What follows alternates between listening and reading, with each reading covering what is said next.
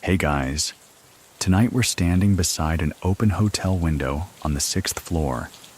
Outside, the wind off the Atlantic brushes against the tattered curtains of room 623 at the Half Moon Hotel in Coney Island. Inside, Abe Reles, the man who once whispered confessions that buried dozens, is pacing. The bed's made, the radio hums low, and 5 detectives wait just outside his door like guardians of a very noisy canary. But here's the catch. Canaries don't usually fall out of windows. You've probably heard the name Murder, Inc. in gangster lore. Well, Abe didn't just work for them. He was them. He knew every secret stuffed behind the butcher shops and candy stores of 1930s Brooklyn. And tonight, we're going to follow that long, twisty trail of how a hitman became a government informant and ended up splattered over a hotel canopy in the early morning mist. You probably won't survive this story. Not in comfort, anyway. Too many eyes watching. Too many secrets sliding beneath the surface.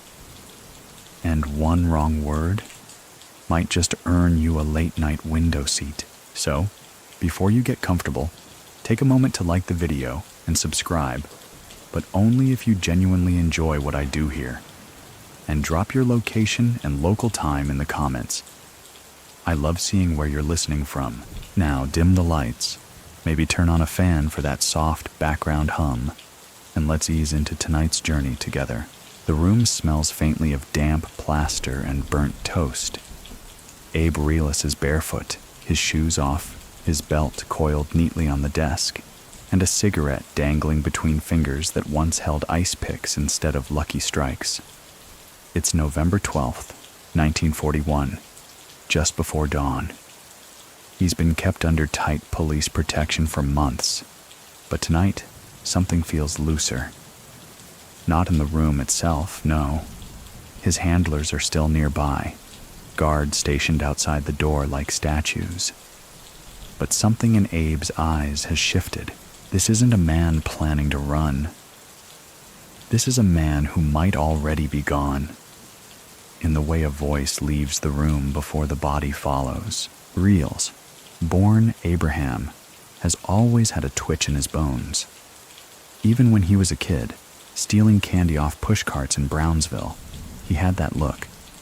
The one that says, "Don't bet on me losing." He was short, stocky, and deadly in a way that didn't need height. His mouth moved quick, and his hands moved quicker. People said Abe didn't walk into a room so much as test it, but for now, he sits at the edge of the bed, staring at the open window like it's talking back to him.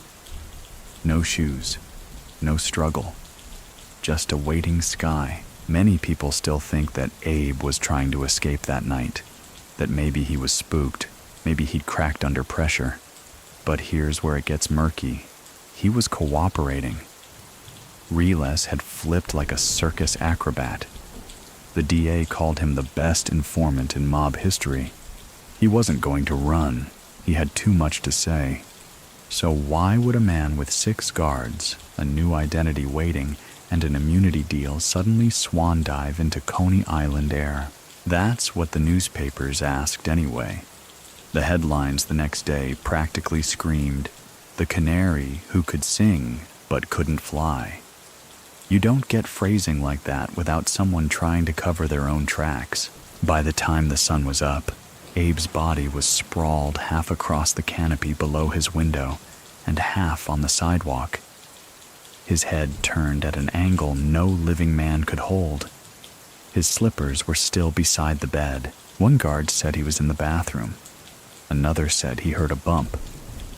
No one saw a thing. A story that smells like sour milk and cheap cover-ups. But tonight isn't about the fall. It's about the climb.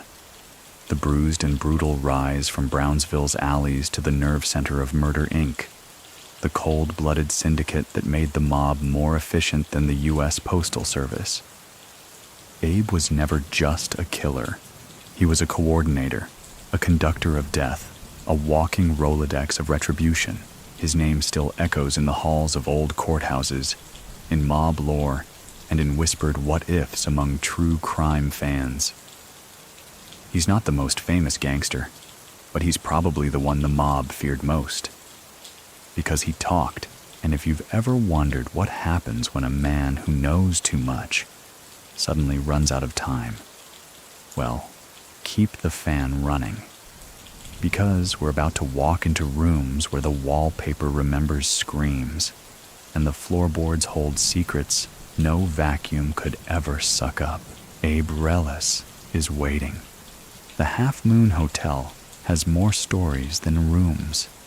And this, my friend, is just the first flicker of the hallway light. Brownsville doesn't ease anyone in. It spits you out fast or toughens your skin before you've got teeth. Back in the 1910s, it was a neighborhood packed with immigrants, mostly Jews from Eastern Europe, families crammed into cold water flats where you could hear your neighbor sneeze through the walls. For kids like Abe Reles, the streets were the only playground, unless you counted the back rooms of candy stores, where dice hit harder than marbles. His father, a hard-working pushcart peddler, tried to keep the family straight. But Brooklyn doesn't always care about effort. Abe wasn't drawn to school or religion. He was drawn to the shine of brass knuckles, the thrill of a well-placed threat. Some kids carried books. Abe carried a switchblade and a stare that aged faster than his body. He wasn't tall. That's important, because short men in these stories usually try twice as hard to walk big. And Abe Reles? He made walking big into an art form. He didn't need to shout. He leaned in, made people uncomfortable with how quiet he got before something violent happened. They say he smiled more after the damage was done, like the end of the scene was his favorite part. He started young, first as a lookout, then a runner, and by 17, he was working with a small-time gang knocking over bakeries and roughing up debtors. Brooklyn was full of amateur operations at the time, little crews calling themselves boys or clubs, each with some half-baked nickname and a flagrant disregard for taxes. But Abe was different. He wasn't in it for the chaos. He liked patterns. If a job went wrong, he'd want to know why. If someone slipped, he made sure it never happened twice. He wasn't flashy, just methodical, like a man slicing bread with surgical precision. One mainstream historical fact that often gets overlooked. By the 1920s, Brownsville had one of the highest crime rates in all of New York City. Cops mostly stayed in pairs. Business owners carried insurance, some from real companies, others from guys named Max or Izzy who had brass in their smiles. Abe made himself useful to men like Harry Mayone and Martin Goldstein, fellow Jewish toughs who knew how to make people disappear. Together, they ran errands for bigger fish, slowly working their way up the chain. It wasn't long before someone noticed Abe's knack for discretion. He didn't brag. He didn't linger. He didn't miss. The way Abe told it later, his first real contract hit came when he was 19. The guy was late on payments, and Abe volunteered, not out of anger, but out of curiosity. How hard was it really to make someone stop breathing? The answer, it turned out, was not very. If you had ice in your blood and a willingness to get close, that hit, allegedly done with nothing but a length of wire and a steady hand, cemented Abe's reputation. He didn't use guns unless absolutely necessary. Too loud. Too unreliable. He liked tools you had to feel. Somewhere around this time, he picked up the nickname Kid Twist. There's debate about why. Some say it was a reference to his fighting style, unpredictable and slippery. Others claim it came from an older gangster he idolized, a man named Max Kid Twist Zweifach. who died young but left behind a reputation for ruthlessness. Abe liked the legacy. He wore the nickname like a badge of inheritance. Information closest to character? Abe started keeping a notebook, not of names, he wasn't that stupid, but of methods, observations. Which types of men panicked first? Which types begged? Which ones accepted it like a handshake? It wasn't morbid in his mind. It was preparation. He didn't drink much, didn't chase women publicly. That wasn't his scene. Abe kept his hair slicked and his shoes polished, and he walked like someone measuring each footstep. You could tell the difference between his kind and the brawlers. The brawlers fought because they had to. Abe fought because it finished things. As Murder, Inc. began to take shape, a murder-for-hire syndicate unofficially sanctioned by the National Crime Syndicate, Abe and his crew were perfectly positioned. Jewish killers, separate from the Italian bosses, could carry out hits across ethnic lines. No questions, no trail. That neat arrangement made the higher-ups happy. Names like Louis Lepke Buchhalter and Albert Anastasia started showing interest. It was a mutually beneficial structure. The Italians pulled strings, the Jews pulled triggers, and no one had to get their hands dirty unless they wanted to. But many people still think that Murder, Inc. was just a band of lunatics, that it was pure chaos, men in trench coats with wild eyes and bloody hands. In truth, it was disturbingly efficient. Assignments were logged, locations were chosen with precision, bodies were disposed of with routines you could set your watch to. So what do you think? Was Abe Reles just a product of his environment, a smart kid in a brutal neighborhood, or was something darker baked in from the beginning? Did Brooklyn shape the monster, or did the monster just find its most convenient stage? Back in room 623, Abe is still staring at that window. Somewhere between memory and menace, between past and the soft hum of the hotel's radiator. Maybe he's thinking about his first kill. Or maybe he's wondering who might be outside that door, whispering into a phone, deciding whether tonight is his last night on the ledger. No one ever talks about what the wind feels like at that height. The thing about getting hired by Murder, Inc. is there's no interview, no paperwork, no handshake across a desk. You don't get a title or a desk plaque. You just start getting calls, names, locations, and you don't ask why. You ask when. Abe Reles steps into that world like he's always belonged. It's the early 1930s now, the Great Depression sucking the marrow out of working-class families. Soup kitchens swell, unions flare, and people line up for bread while the syndicates pass out bullets like candy. But for Abe, it's boom time. He doesn't just kill, he cleans. He removes problems, quietly, neatly, like a janitor with a badge that no one can see. The crew he runs with operates out of back rooms in Brownsville and Ocean Hill. Fronts like candy stores, garages, soda fountains, places that smell like licorice and oil, but hum with darker business behind the walls. You could be sitting there slurping a phosphate soda, and 3 feet away, someone's planning the exact time you'll stop breathing. He partners up with Harry Pittsburgh Phil Strauss, a man so methodical, he once showed up to a hit with 8 different weapons, just in case. Guns, ice picks, garrots, a one-man Swiss army of murder. Abe and Harry become something like the Batman and Robin of death, minus the capes. They balance each other. Abe brings the precision. Harry brings the creativity. Mainstream fact: Murder, Inc. operated as the enforcement arm for the National Crime Syndicate, a collaboration between Italian and Jewish mobsters and is believed to be responsible for between 400 and 1,000 contract killings across the U.S. during its peak. Abe wasn't a background player. He was one of the central switchboards. He starts keeping a schedule in his head.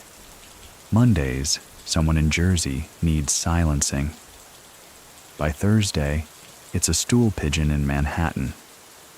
Saturdays, always open. He liked to rest or sharpen knives. Just in case, when jobs come in, they're filtered through trusted hands. Albert Anastasia or Lepke Buchalter would give the nod, and it would trickle down through intermediaries. Abe rarely asked about the motives. If someone deserved to die, someone above his pay grade had already decided it. One of his more famous hits, allegedly, was carried out with a length of rope soaked in ice water. It shrank and tightened as it dried, making the strangulation more efficient. Abe later described the technique in court with the calm precision of someone explaining how to sew a button. He begins to prefer the ice pick. Small, silent, no powder residue. Perfect for getting close. And Abe always gets close. He says it lets you look a man in the eyes as he realizes what's happening. That little flicker of, "Oh, it's you," before the lights go out. There's a darkness to that, sure. But there's also something almost scientific. Abe's kills weren't about passion. They were procedures, executions in the truest sense. He even had a signature move, the temple strike, a quick jab behind the eye, straight into the brain. No screams, no struggle, just silence. He and his crew rented a building on Bath Avenue in Brooklyn, known later in whispered legend as the Murder House. A 2-story structure with thick walls and floors soaked in secrets. Neighbors rarely saw the same people go in and out. Sometimes they saw smoke from the chimney at odd hours. They knew better than to ask questions. Information closest to character?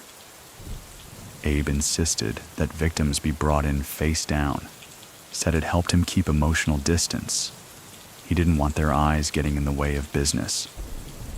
He also had a habit of humming to himself while preparing the tools, sometimes nursery rhymes.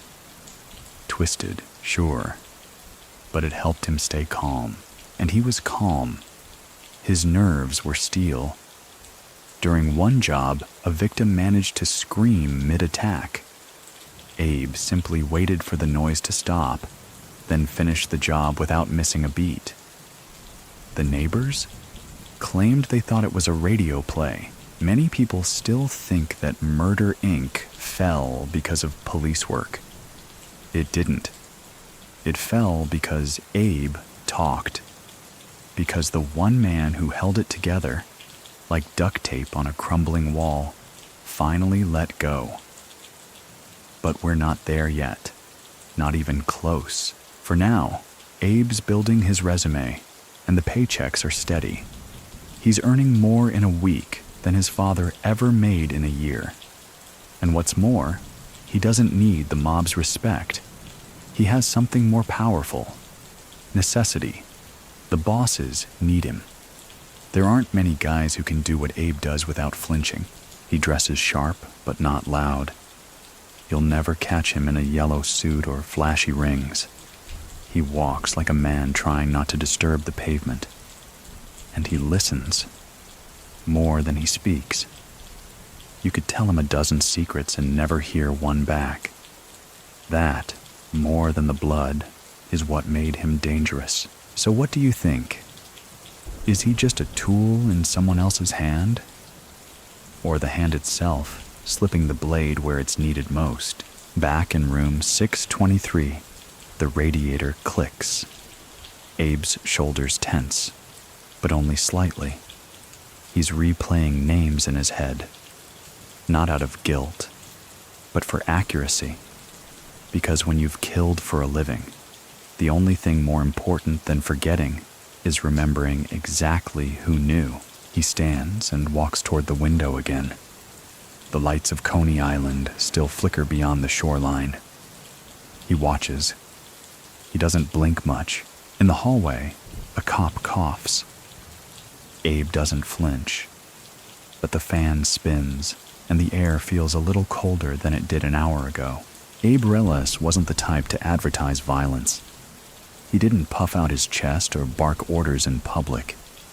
If you saw him on the street in the early 30s, you might think he ran a tailor shop or a cigar stand. Neat coat, clean shoes, a slight tight-lipped smile like he knew something you didn't, because he always did. At some point during those peak Murder Inc. years, his reputation sharpened. Not just in Brooklyn, but across Mobland.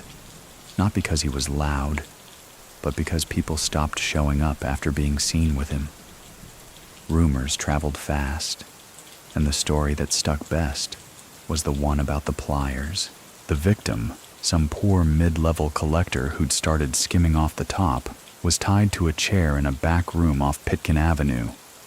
Abe didn't like waste, so instead of bullets, he used dental tools, pliers, a bit of cotton, maybe some whiskey, but only for sterilization. The teeth came out one by one. Not all of them. Just enough to make a point.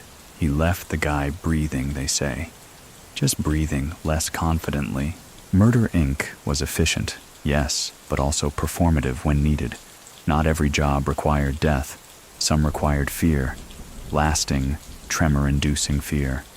And Abe understood the human nervous system the way some people understand piano keys. Press here, he screams. Twist there, he faints. Remove this? He forgets his mother's name. The point wasn't to enjoy it. It was to master it. Abe never flailed. He studied. When he killed, it was surgical. When he punished, it was calibrated. And every so often, he let someone live. That was the trick. Word of mouth spreads better when someone has a mouth to speak with, even if it's missing a few molars. It's around this time he meets a young rabbi with mob connections. Nobody quite agrees on the details. Some say the rabbi owed money, others that he'd offered mob protection in exchange for keeping certain names out of his sermons. What's known is that the rabbi ended up in Abe's chair, and he didn't leave it the same. Many people still think that Jewish gangsters like Reles and Buchalter were somehow less ruthless than their Italian counterparts. A cultural myth, maybe, but the files say otherwise. When it came to business, Reles didn't care if you prayed in Hebrew, Italian, or Latin. If you crossed the line, you got corrected. By now, Abe had a rhythm. The phone would ring, usually through a third party. We got a package in Harlem, or guy in Queens making noise. He'd make a note, mental or otherwise, and send Harry Strauss or Bugsy Goldstein if he didn't feel like doing the job himself. Sometimes he went in person, sometimes not. But when Abe came, it meant the job had special importance.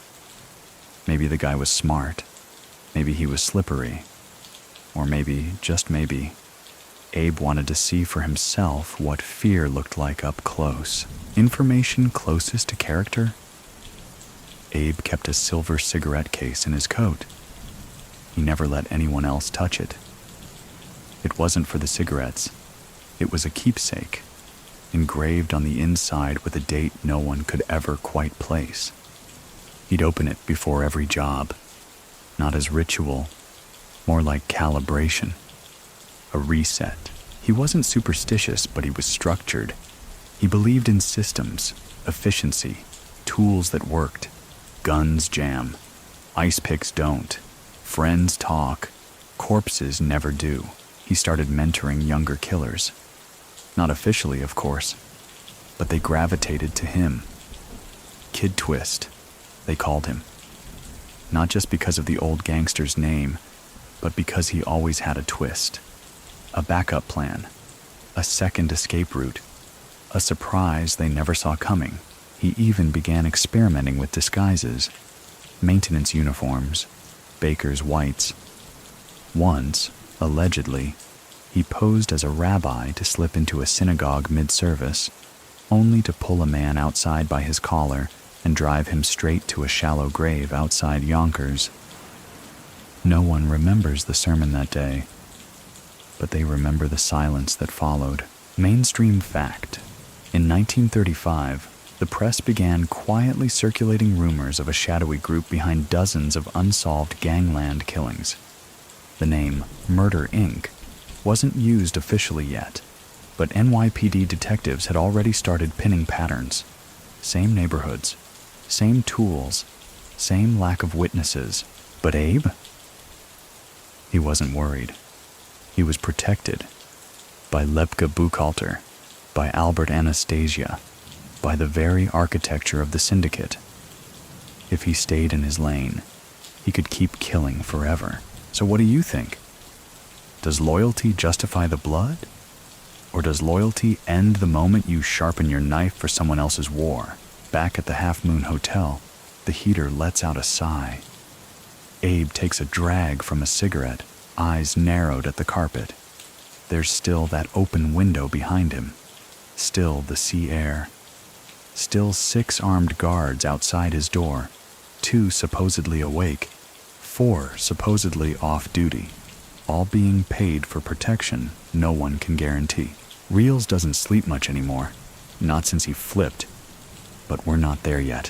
For now, he's just a man staring at a past only he remembers in full color, and a future that's starting to look like a chalk outline. Reles liked to say he never missed dinner or a deadline. It was one of his jokes, though the humor always landed sideways, like a bullet skimming too close to skin.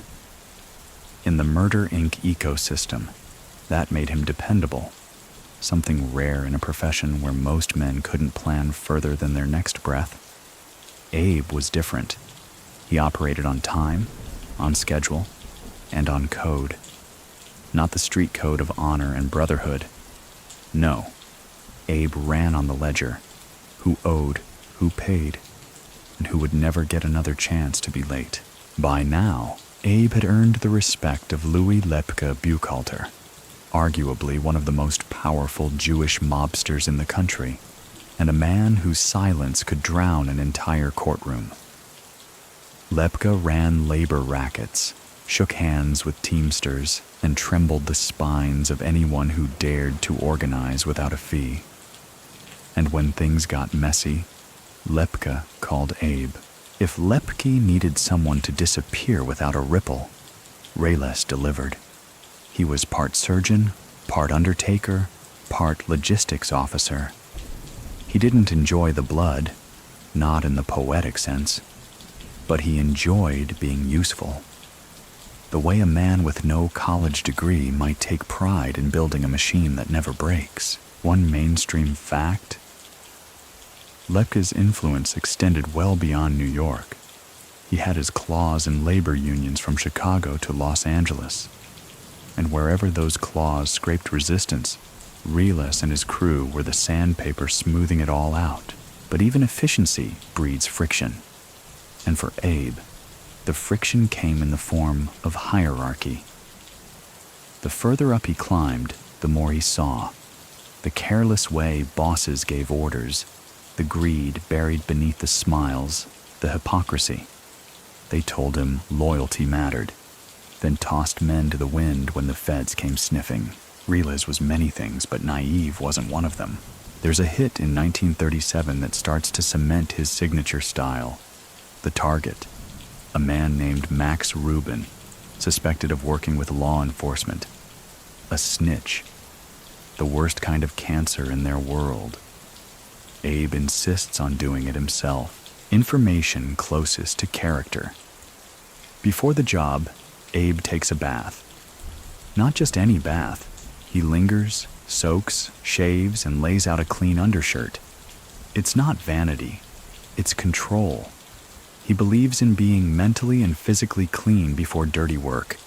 He leaves the house looking like he's going to a wedding, but in his pocket is a length of piano wire, coiled neatly. He finds Max in a basement apartment. The man barely has time to speak before Abe loops the wire and tightens. No blood, no gun. Just that silent tension between breath and eternity. Later, over lunch, Abe eats roast chicken and a Kaiser roll like it's just another Tuesday. Because for him, it is. That's the terrifying part. Not the deaths, but the routine. Abe schedules executions between errands. He picks up bagels for his mother, changes clothes, then slips out to end a life before dinner. He's mechanical, not monstrous, which somehow makes it worse. The bosses love it. Murder Inc. thrives because of people like Reles. He's discreet, loyal, so far, and shockingly professional. Not flashy like Bugsy Siegel, not volatile like Harry Strauss, just steady, calculated, inevitable. But many people still think that guys like Abe burned out quick, that they couldn't sustain the weight of that many secrets. Yet Abe lasted longer than most. He built walls around his conscience, maybe too well. The Bath Avenue Murder House is fully operational by now. It's not advertised, but in certain corners of Brooklyn, everyone knows what that house does. Some victims are driven there under false pretenses. Others never even make it to the front door. They get snatched outside delis, pulled from parked cars, or grabbed while walking home from night shifts. Inside, everything has its place. Lime in the basement for disposal, tarps in the hall closet, tools in a locked drawer, a single light bulb over the kitchen table, buzzing gently while Abe works. He starts training the younger hitters, not out of kindness, but necessity. The jobs are piling up, and he wants them done right. He teaches them how to follow a mark without being seen, how to judge the wind before a shot, how to stab into the ribs instead of across the belly, and most of all, how to stay quiet before, during, and after. So what do you think? When a man shapes killers like an artisan shapes tools, is he still just a craftsman? Or does he become something else? Something colder than even the deaths he deals? Back in the Half Moon Hotel, Abe lights another cigarette. The air is thicker now, part tobacco, part unease. There's a knock on the door. Not the bad kind, just a soft thud followed by the creak of a detective's voice, asking if he wants anything. Coffee, sandwich, fresh towel. Abe doesn't answer right away. He listens to the silence after the question. He's learned over the years that silence says more than words ever do. And behind him, that window remains cracked, just wide enough for a whisper, or a body. Harry Pittsburgh Phil Strauss is eating a pickle. It's an ordinary afternoon in the back room of a Brooklyn candy store, but Abe Reles is watching him like the man's chewing glass. That's the thing about Abe. He notices everything, especially when something doesn't fit the rhythm. Harry doesn't usually eat during meetings. He's twitchy, paranoid, always moving like there's music only he can hear. But today, he's too calm. That pickle crunch echoes just a bit too loud. Abe makes a mental note. Murder Inc. is running hot. Contracts are coming in weekly now, most from higher up. Lepka, Anastasia, sometimes even Luciano's circle through intermediaries. The system hums along like a deadly assembly line, and Abe is now its foreman. He doesn't just kill. He schedules, delegates, reviews. His small crew, guys like Strauss, Bugsy Goldstein, and Lulu Rosenkrantz, are tools he's learned to sharpen, use, and, if needed, toss. Still, something's off. Abe starts noticing the jobs feel different. The targets? Closer to home. Guys they used to play pinochle with. One crew member goes missing after a poorly handled job in Jersey. Another one winds up in the East River, his pockets full of concrete loyalty. He doesn't panic, but he starts watching. He shortens conversations, carries 2 weapons instead of 1, parks on corners instead of straight shots, begins rotating where he sleeps, even staying away from the murder house. He's not scared. He's adapting. Like a good predator, information closest to character. Abe has started lying to his own crew. Small lies. Where he was the night before, who he met, what he heard from Lepka. He calls it strategic omission. Just in case. Trust isn't an unlimited commodity in Murder Inc. It's a rationed one. Meanwhile, he's still getting his hands dirty. One particular job stands out. A bartender who tried to leave the life, move upstate, start clean. The bosses weren't feeling generous. Abe volunteers, drives 2 hours up the coast, poses as a customer, compliments the guy's tie. They talk about the weather. When the bar closes, Abe waits. There's no drama. Just 1 strike, an ice pick, back of the skull. Lights out before the man can even realize he was still in the game. He buries the body behind a motel, returns home before sunrise, picks up bagels on the way back to Brooklyn like it's any other Thursday. But many people still think Abe enjoyed this, that he liked the act. It's more complicated. He liked the control, the certainty. He was a man raised on the chaos of Brownsville, and now he could control chaos, shape it into clean conclusions. There's a twisted kind of peace in that. Around this time, the newspapers finally catch wind. Murmurs of a murder-for-hire outfit in Brooklyn start surfacing. A few writers even coin the term, the combination before Murder Inc. really sticks. Cops know there's a pattern. They just can't see who's weaving the thread. And then there's Bugsy Siegel. Mainstream historical fact.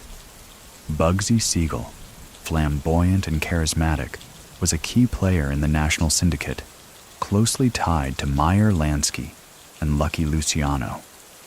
His visits to New York were usually rare and short, but in late 1938, he turns up in Brooklyn, and more than one person notes he spends time with Abe Reles. It's not a friendly visit. Bugsy's style clashes hard with Abe's surgical cool. Bugsy's loud, likes attention, wears suits loud enough to wake the dead. Abe doesn't trust men who draw light to themselves. They drink once in a back room. Abe doesn't touch his glass. He knows poison isn't always chemical, so what do you think? When men like Abe Reles sense the end is beginning, is their instinct to run or to become even colder? Abe becomes colder. He stops sleeping through the night, keeps a knife under his pillow. Has Harry Strauss followed? Just to see. He doesn't say anything when he catches Harry meeting with someone he shouldn't. He just files it away. He knows what happens to men who get sloppy. He's made it happen. Back in room 623, Abe stretches his legs, toes brushing the thin carpet. There's a room service tray on the desk, half a sandwich, 1 cigarette butt. Outside, the wind is louder now, nudging the curtains like a nervous guest. He glances at the window. Just once. Not long. He doesn't look afraid. He looks like a man calculating velocity, measuring the weight of silence, wondering, would anyone really catch me if I screamed now? Or would they just remember my name tomorrow, when it's too late? The fan in the room ticks softly. No guards speak, only the air does.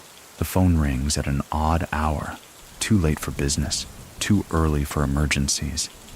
Abe Reles picks it up anyway. He always does. No secretary, no in-between. Direct lines only. On the other end, a voice he knows, smooth and too calm, like a man trying not to spill what's really in the cup.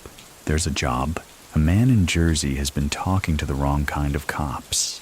Not feds, city boys, local, sloppy. But it doesn't matter. Talk is still talk. Lepka wants it handled quick, clean, and preferably untraceable. And here's the kicker. They want Abe to do it personally. That's strange. He hasn't been on a job solo in a while. Not unless he insisted. But this time, they're insisting. Which means someone is testing him or setting him up, so he agrees. He plays along, takes down the address like it's routine. Then he changes the game, sends one of his juniors instead, a wiry kid named Lou who doesn't know enough to connect the dots. Abe tells him it's a training mission, just recon. Lou believes him. The kid never comes back. His body's found 2 days later in a marsh, shot through the cheek, pockets turned inside out. Not robbed, just erased. That's confirmation. Abe isn't being asked to kill anymore. He's being walked to the edge. The bosses are worried. Someone's whispering his name in the wrong ears. Maybe he's too smart. Maybe he knows too much. Maybe, just maybe, they think he's thinking of flipping. And now he is. He's done everything they asked. Built Murder Inc. from a loose crew of street hoods into an interstate execution service. He kept quiet. He followed orders. And this is how they repay him? Information closest to character. That night, Abe sits at his mother's kitchen table. He doesn't say a word about the job. He just eats soup, matzo ball, heavy with dill, and stares at the spoon like it might have the answers. His mother, still thinking her boy runs a dry goods business, tells him he looks tired. He says, "Long week," and nothing else. The betrayal doesn't sting. It confirms something he's always suspected.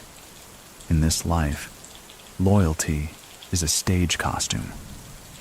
Worn for show, discarded backstage. You stay alive by seeing it first. Abe starts taking notes. Real ones this time. Names, jobs, who ordered what, who carried it out, who buried it afterward. He writes them on napkins, on envelopes, behind matchbooks. He hides them around the Bath Avenue house, in floorboards, behind radiators, taped under drawers. Many people still think informants like Reles only flipped when they were caught. But Abe, he flips before the law even gets to him. He offers it, not because he's guilty, but because he's cornered. And Abe Reles doesn't do corners. So what do you think? When the fox starts drawing maps for the hounds, is it survival or revenge? The fallout is quiet at first. He stops attending meetings, stops answering certain calls, sends substitutes to meet with intermediaries. His handlers notice, but no one pushes. Everyone's scared of the moment Abe Reles decides he doesn't need the system anymore. And then it happens. The police finally scoop up a piece of the puzzle. A botched hit in Brooklyn. One body too many, too public. They bring in a guy named Ali Tick-Tock Tannenbaum. Tannenbaum talks. Just a little. Enough to rattle the framework. The DA's office gets curious. They've heard whispers of a ghost crew operating behind the city's gangland killings. And then a name floats up from the dark. Kid Twist. Not the old one, the new one. Abe Reles. He gets approached. Carefully. The offer's laid out in ink. Protection. Immunity on select charges.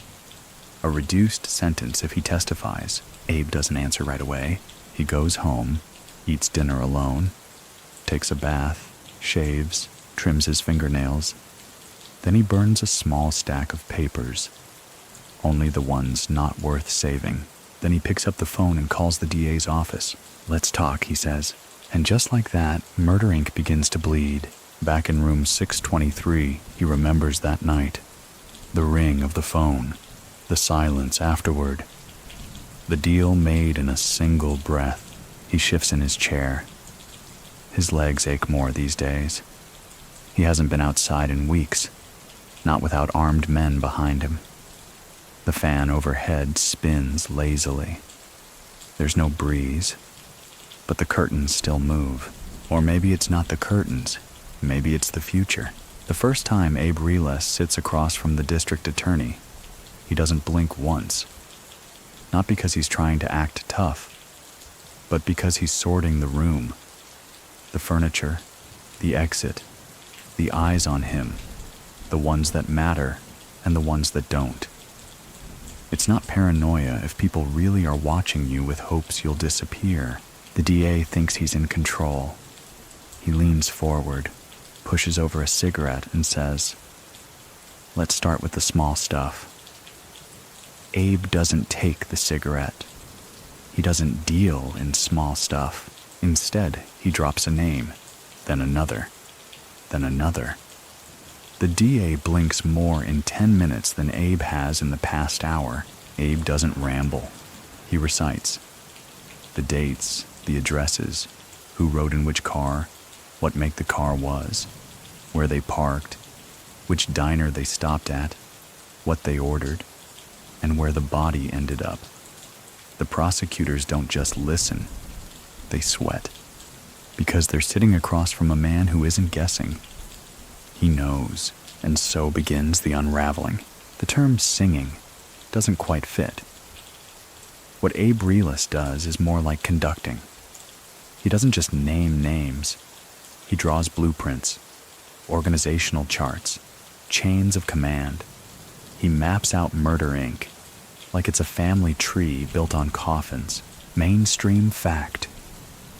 Over the course of his cooperation, Abe Reles provided testimony that led to dozens of indictments and helped prosecutors build the first comprehensive case against Murder, Inc.'s leadership.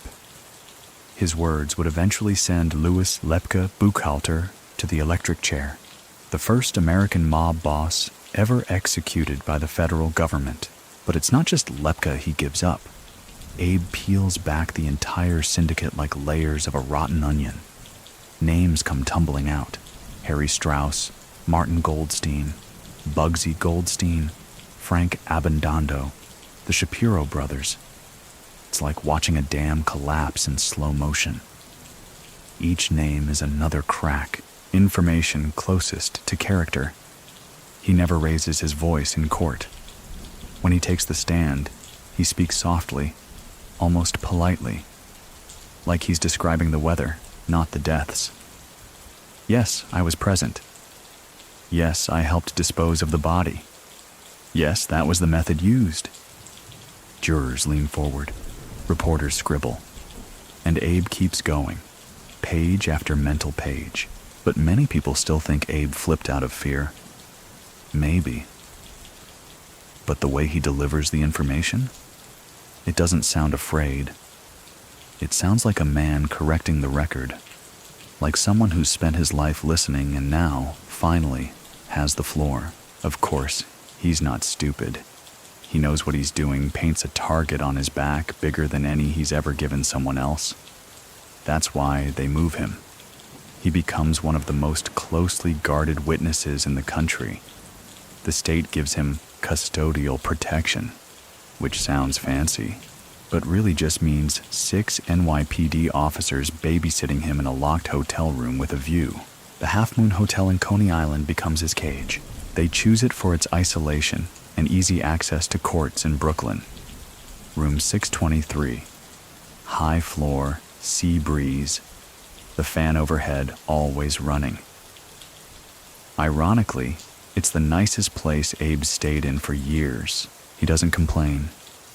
He eats quietly, reads the paper, even chats with the guards sometimes.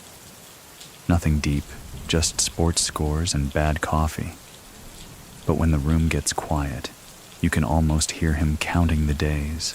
He knows how the mob works, knows the money flows in whispers and favors. 6 cops guarding him? That's 6 potential paydays for someone who doesn't want to retire on a pension. So what do you think? Is trust even possible when everyone around you carries a badge and a mortgage? Tensions rise after Lepka's conviction. The courtroom erupts when Abe gives his final testimony. Reporters call it the Mafia's Nuremberg. In a world where omerta, the code of silence, is sacred, Abe Reles becomes the heretic, and while prosecutors celebrate, Abe listens, not to the applause, but to the hallway, the elevator shaft, the way the guards mutter when they think he's asleep. He starts moving the furniture in the room slightly each day, not to escape, but to see if anyone notices, to track who's watching and who isn't. And each day, the window stays open a little longer, just an inch, just enough. It's not paranoia, it's habit, survival. The city keeps him close but not safe. They rotate the guards, cycle them through. None of them know what the others know. A recipe for confusion or betrayal. And still, Abe keeps talking, keeps testifying, keeps tearing down a criminal empire from a desk chair with a notepad and a cup of weak tea. Back in room 623, the sheets are crisp and the light is soft. Abe closes his eyes for a moment, not to rest, just to think, and maybe, just maybe, to picture what his funeral might look like. It doesn't last long. He opens them again. The fan is still spinning. The curtains dance with the draft from the open window, and somewhere, far below, the sidewalk waits. Patiently, the guards say Abe snores softly. That's how they justify the moment when one of them dozes off on the night of November 11th, 1941. Not all at once, just enough to make space for something to go very, very wrong. Reles is lying in bed, one arm behind his head, eyes open, not really watching the ceiling fan turn above him. He doesn't trust sleep anymore. Not when the only thing between him and the concrete 6 stories below is a half-dozen men who would rather be anywhere else. By this point, he's brought down more than 30 men, not just small-timers, pillars of the underworld. Men with families, fortunes, street legends to their name. Some of them had never even been arrested until Abe opened his mouth. He's become a human wrecking ball. The DA's office refers to him as a cooperating witness of unprecedented value. But on the street, his name is poison.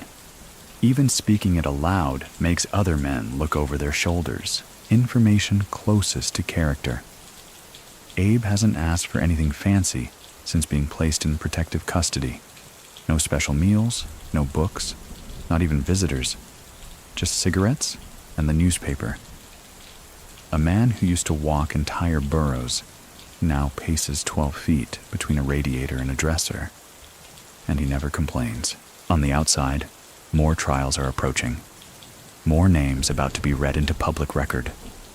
More men whose futures hang on Abe's memory. One of them is Albert Anastasia, the so-called Lord High Executioner of Murder Inc. Anastasia, they say. Once killed a man in a courtroom, in the middle of a trial. That's who Abe is now threatening to sink. So what do you think? Can even a fortress of detectives stop the reach of a man like that? Reles starts asking questions. Quietly. When a new guard arrives, he asks where he's from, how long he's worked with the department, which precinct. Casual. One of them laughs, says, "You checking up on us, Abe?" Abe just smiles. Always. Many people still think the hotel room was secure, that there was no way he could have been harmed under guard. 6 officers on rotating shifts. No outside visitors. A locked hallway. But here's the thing. Locked doors don't stop inside jobs, and Abe knew that. He begins moving differently, pacing in patterns, adjusting his routine. He sleeps with his feet toward the window, not out of comfort, but so he can kick if someone tries anything. Mainstream fact. On the morning of November 12, 1941, Abe Reles was found dead on the canopy outside the Half Moon Hotel. The official story? He fell, slipped while trying to escape. But even the city's own newspapers raised eyebrows. Escaped in socks? From a 6th-floor window? Under police protection? The math doesn't add up. That night, hours before the fall, Abe sits quietly on the edge of the bed. The guards are playing cards in the next room. One is asleep in a chair. Another's reading the racing forms. It's quiet. Too quiet. At some point, someone props open the window. The night air rolls in. The fan clicks. And then, a noise. Not a scream. Not a thud. Just the sound of absence. The kind that sneaks in after something important stops existing. No one rushes to the window. Not right away. That's the part no one ever explains well. The official reports are fuzzy, full of time gaps and conflicting accounts. Some say they heard a body hit the awning. Some say they saw a shadow. One claims Abe must have been trying to climb down using tied bed sheets, except no such sheets were ever found. Information closest to character. Abe left no note. No trace of an escape attempt. Just his slippers beside the bed, the sheets undisturbed, and one broken body splayed across a canopy 2 stories down. It's too neat, too silent. What do you think? Was it suicide, as the official reports claimed? Or did someone finally make good on a promise whispered weeks earlier in a courtroom hallway? By dawn, the papers explode. The Canary who couldn't fly informant dies in guardian care. Reles plunges to death. Who was watching? A commission is launched. The guards are interviewed. Some are suspended. None are prosecuted. And the trials that depended on Reles? They wobble. Some collapse. Others limp forward without him. But the damage is done. Not just to the mob, but to the city's faith in the system. In that strange, bitter way, Abe Reles got the last laugh because he brought down more gangsters than any cop ever could, and then vanished in a way that still makes people whisper. Back in room 623, the curtains sway gently. The bed's still made. The fan still spins, and below, the canopy is gone now, replaced by memories, and a silence that never quite left Coney Island. The city wakes to headlines in disbelief. Reles, the state's star witness, the man who spoke in deadly paragraphs, was gone.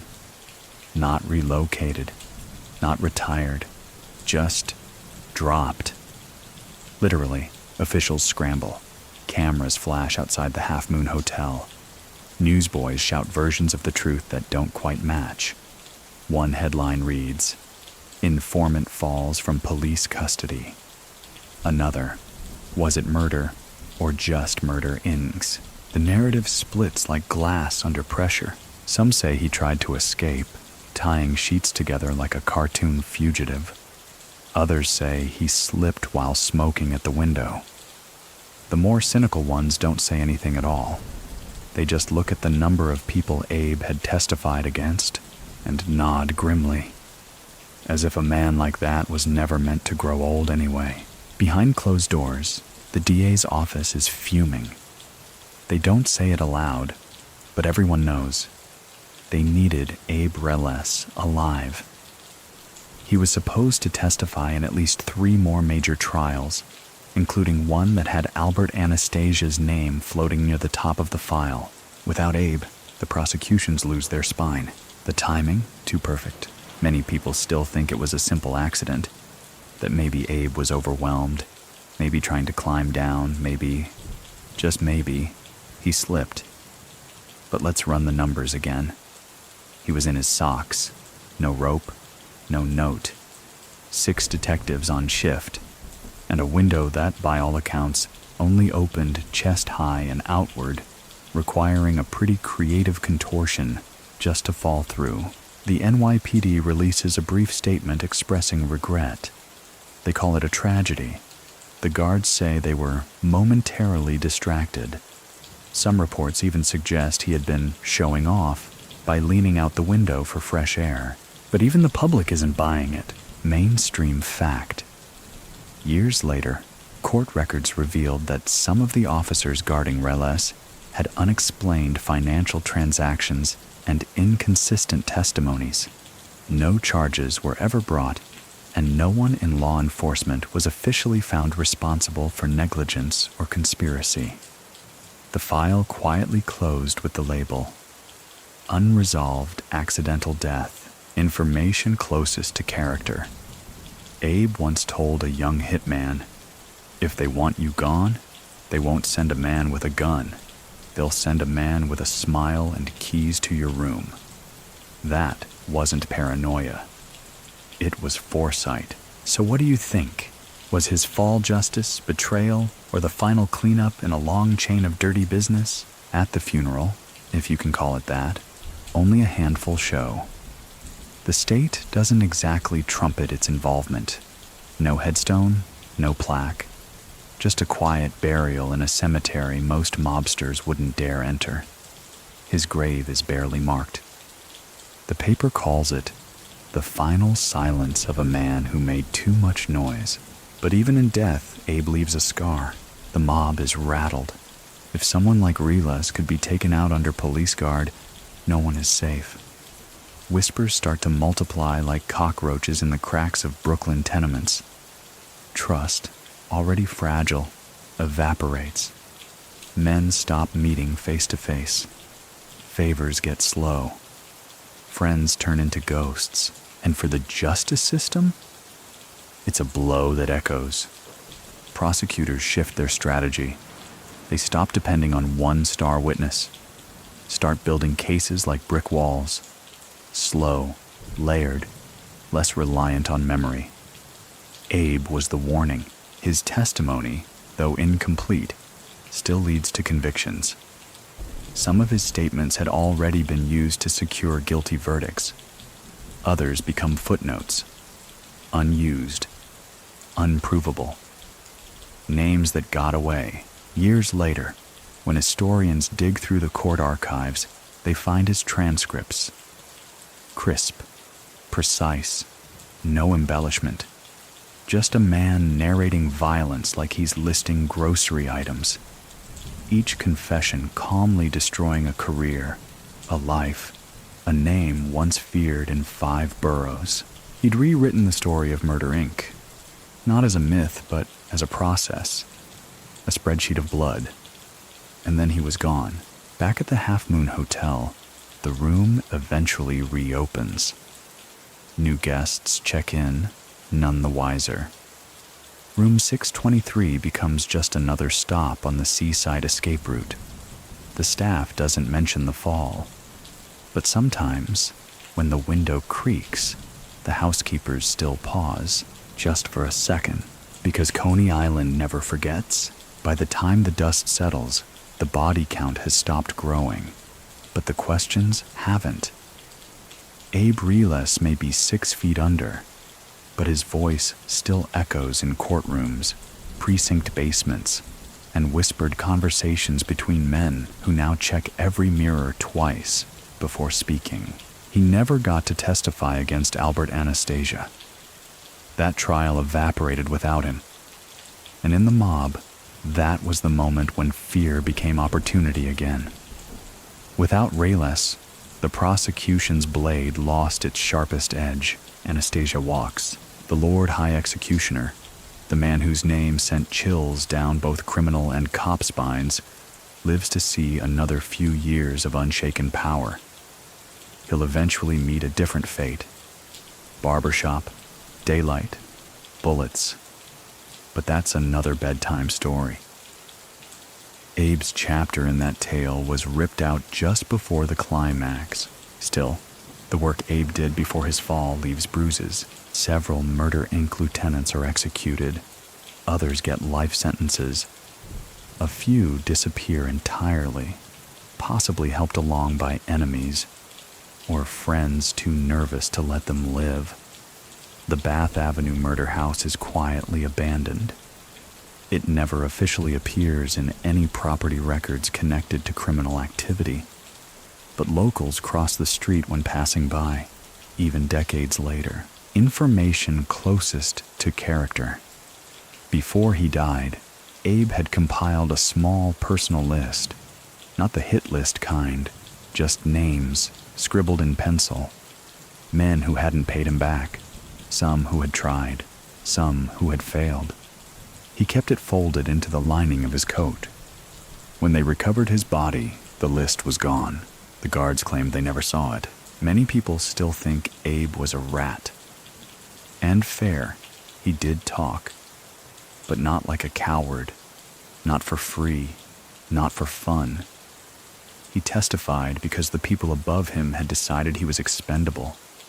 They sent him on a fake job, then tried to bury him in a swamp. That changes a man. So what do you think? Is a man still a traitor when he betrays those who tried to kill him first? His family, what little remained, distanced themselves. His mother, who'd once fed him chicken soup in silence while suspecting he was out doing things no mother should imagine, kept her grief private. No reporters spoke to her. No funeral cameras rolled. The Canary, as the papers called him, was buried without a song. Mainstream fact. In 1950, nearly a decade after his death, congressional hearings on organized crime still referenced Abe Reles as a pivotal informant. His testimony became foundational to law enforcement's understanding of syndicate structures, long after his body hit the canopy. But while the law learned from Abe, the mob learned faster. They adapted, evolved, became quieter, more careful. No more centralized murder bureaus. No more murder houses on suburban blocks. They went corporate, political, international. Abe's ghost hovered, a cautionary tale. He became a character in movies, novels, half-true documentaries. A symbol of the man who knew too much. The canary who couldn't fly. Some even say they've seen him. Older now, of course. Somehow having faked his death. Hiding out in Havana or Haifa or Hoboken. But none of that holds. Because what really happened is this. He stood at a window, likely forced or pushed or convinced, and the world below rose up and silenced him. Back in Brooklyn, time marches forward. The Half Moon Hotel turns into a senior residence, then a rehab center, then, eventually, just a memory. Tourists pass through Coney Island with no idea they're walking over the same concrete where the most dangerous snitch in mob history made his final appearance. Room 623 no longer exists. The hotel has been remodeled, renumbered, but sometimes, at night, wind blows through the hallways with just enough force to rattle the window frames. No one opens the windows anymore. Not wide, anyway. Not after Abe. By now, the legend of Abe Reles has split into two men, the real one and the shadow. One died in 1941, smashed against a hotel canopy. The other lives on, stitched together from court transcripts, mafia whispers, and late-night bar-stool debates that always end with someone muttering, "He never should have gone out that window." But in the years right after his death, before the myth takes over, there's just the mess. The DA's office is stuck in damage control. No one gets fired, not officially. But desks get moved, cases are quietly dropped, and the phrase, protective custody, becomes something of a bad joke around City Hall. The press keeps digging. Some papers suggest mob infiltration of the NYPD. Others point fingers at city politics. But nothing sticks. Like most convenient tragedies, it slips into the gray. An internal NYPD review finds no conclusive evidence of wrongdoing. The guards are rotated out, given new assignments, and slowly, quietly, forgotten. The mob, on the other hand, learns, and quickly. They realize that silence is no longer enough. From here on out, they don't just eliminate threats, they eliminate opportunities for threats. No more loose ends, no more lieutenants with too much intel. They restructure, compartmentalize. The national syndicate gets smarter, invisible, information closest to character. Abe's last confirmed words, according to one guard's later testimony, were simple. Cold night. Keep that fan on low. That's it. No grand declarations. No last-minute regrets. Just a request about the fan. A man who knew the air around him was already shifting. Meanwhile, the Bath Avenue murder house becomes a ghost. No one touches it. Neighbors swear they hear doors closing in the night. Kids dare each other to knock. Local legends pop up, stories of furniture rearranging itself, of footsteps in the basement, of a man in a suit humming through the vents, but no arrests are made. No one is ever charged for Abe Reles' death, and his testimony, incomplete as it was, still finds its way into courtrooms for years. One trial, in particular, goes ahead without him. The case against Emmanuel Mendy Weiss, a top Murder Inc. enforcer. The prosecution uses prior statements from Reles, and Weiss is convicted and executed, not because of a live witness, but because of a dead one. Abe's words, etched into court records, are still powerful enough to pull the lever. Mainstream fact. In 1944, 3 years after Reles' death, the electric chair at Sing Sing prison buzzes to life once again for Mendy Weiss and Louis Capone, two of Murder Inc.'s most brutal lieutenants. Both men go to their deaths cursing Reles by name, calling him the little Judas from Brownsville. But Judas lived. Abe didn't. So what do you think? Is a man's legacy what he built or what he burned down? Years pass. The mob shifts its roots further underground. Brownsville changes. The neighborhood transforms, but some of the old brick storefronts remain. Some say if you walk Bath Avenue at night, the streetlights flicker harder near the murder house, like the past is still trying to finish something.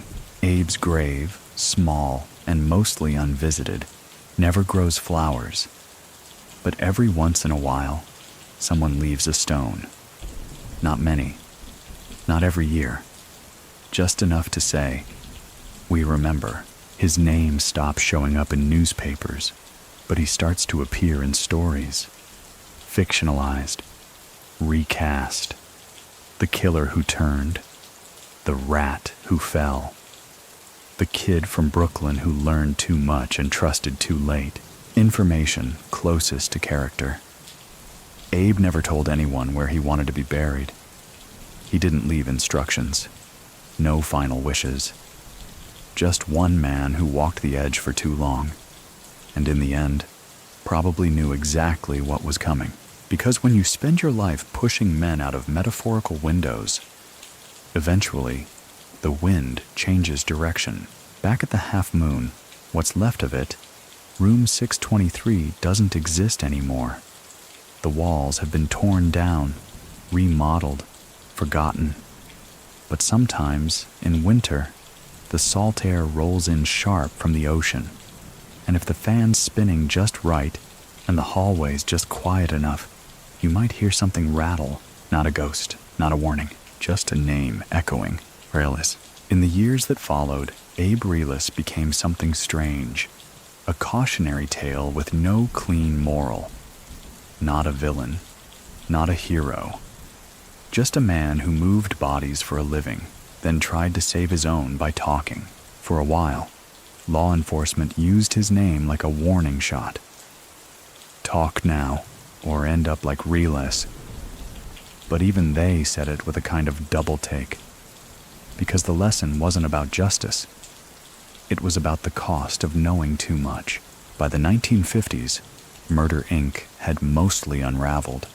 The key players were dead, imprisoned, or deeply embedded in other syndicates under different names. The organization never rebuilt the same way again. Too exposed, too famous, too haunted by a man in socks who fell from a window no one remembered opening. Still, Reles' testimony lived on in paper form.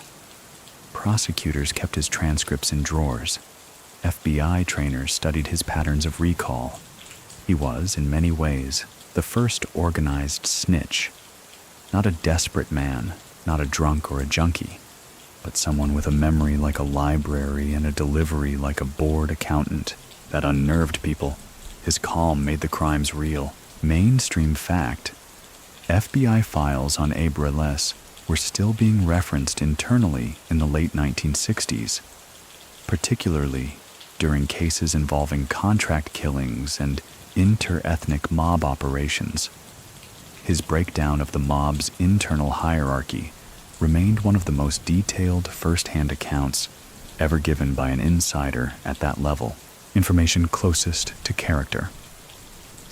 One of Abe's habits in the hotel, noted quietly in a guard's log, was pacing exactly 12 steps from window to door, turning and returning. Not 11, not 13, 12, over and over, as if mapping the size of the box he'd been placed in.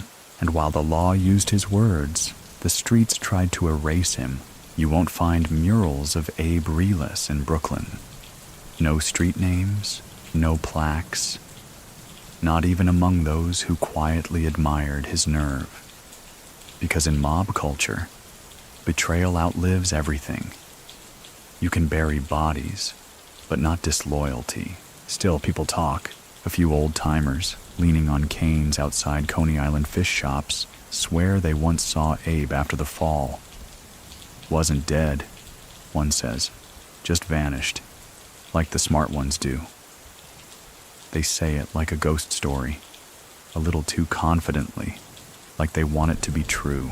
But Abe Reles didn't vanish. He was scraped off a hotel awning at 7:22 a.m., body curled like a puppet with its strings cut. His slippers were still by the bed. No sign of a struggle. No sound before the fall. Just gone. And the room 623 was sealed that morning. Crime scene tape. Investigators. Flashbulbs from reporters with hats and cigarettes. But no real answers. Just questions stacked like chairs after a party no one admits attending. So what do you think? If a man dies in silence, under guard, while the world waits on his next words, was he silenced by fear or by favor? One thing's certain, Abe never got to finish his list. There were more names, always more names. He'd only begun. And some of the people he meant to expose went on to build new empires, through unions, construction, casinos.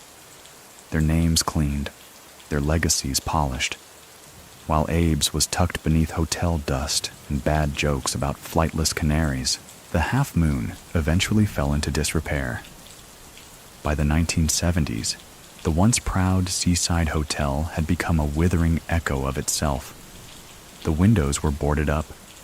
The neon sign rusted and buzzed even when it wasn't turned on. It was demolished in 1995. No ceremony, no headlines, just wrecking balls and salt air and bricks turned to memory, information closest to character. A janitor who worked in the hotel's final years claimed he found something under a loose floorboard in what used to be room 623, a matchbook with 3 initials on the inside, faded, burned at one corner. He never turned it in, said it felt like a bad idea. Whether it was Abe's or not, the myth clings to it because Reles didn't just leave a body. He left threads, unfinished sentences, shadows in the files. The kind of story that makes people turn around when walking through hotel corridors that should feel empty. Even now, when you say his name out loud, it makes people glance at the window. The years kept moving, but Abe Reles stayed right where he fell, in conversations that began with a whisper and ended in a shrug. Some names disappear in silence. His disappeared in suspicion. Among lawmen, His case became a kind of whispered parable. Don't count your convictions before the witness testifies. And for every detective who admired his memory, there were 3 more who couldn't shake the stink of how his story ended. Not because they liked him, but because if Abe could fall, anyone could. He wasn't the first mobster to flip. He just made flipping look efficient. Too efficient. Like a man with a filing cabinet in his brain and no brakes on his tongue. By the late 1950s, a new generation of organized crime began tightening its grip. More hidden, more careful. The old-school butcher boys of Murder, Inc. were fading into history. These new bosses wore gray suits instead of blood-spotted ties. They went to golf courses, not card rooms. They filed taxes. Sort of. And yet, even in this cleaner era, Abe Reles lingered.